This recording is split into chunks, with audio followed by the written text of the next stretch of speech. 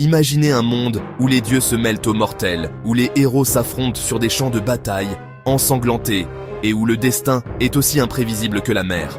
C'est le monde des épopées d'Homère, l'Iliade, l'Odyssée. Commençons par l'Iliade. Imaginez la ville de Troie avec ses murs imposants et fiers assiégés par les plus grands guerriers de Grèce. Pourquoi ? Paris, prince de Troie, a enlevé Hélène, réputée être la plus belle femme du monde.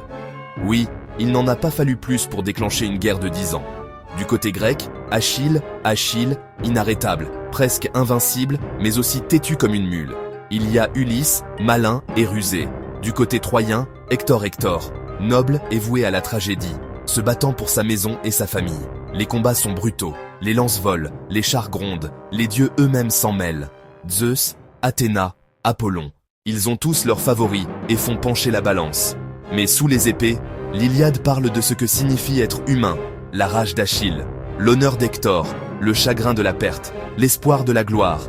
Tout est là, brut et réel. Avançons jusqu'à la chute de Troie. Les Grecs, menés par la ruse d'Ulysse, s'introduisent dans la ville, cachés dans un cheval de bois géant. Troie brûle. La guerre prend fin. Mais pour Ulysse, la véritable aventure commence. C'est là que l'Odyssée prend le relais.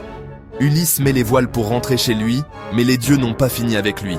Son voyage, une chevauchée à travers l'ancienne Méditerranée, affrontant des dangers à chaque tournant. Le Cyclope, les sirènes, Scylla, le monstre à 6 têtes, Charybde, le tourbillon mortel. L'équipage affronte des tempêtes, la trahison, la tentation, la perte. Mais Ulysse n'abandonne jamais. Son esprit, son courage et sa détermination le maintiennent. Après 10 ans, Ulysse rentre à Ithaque. Il a changé, plus âgé, plus sage, marqué par la perte. Mais toujours lui-même. Il vainc les prétendants. Il retrouve Pénélope. Alors, quel est l'intérêt de ces histoires ? L'Iliade et l'Odyssée ne sont pas seulement de vieux poèmes, elles sont l'ADN de la narration occidentale. Elles parlent de guerre et de paix, d'amour et de perte, de destin et de libre arbitre. Elles nous rappellent que même les plus grands héros ne sont qu'humains.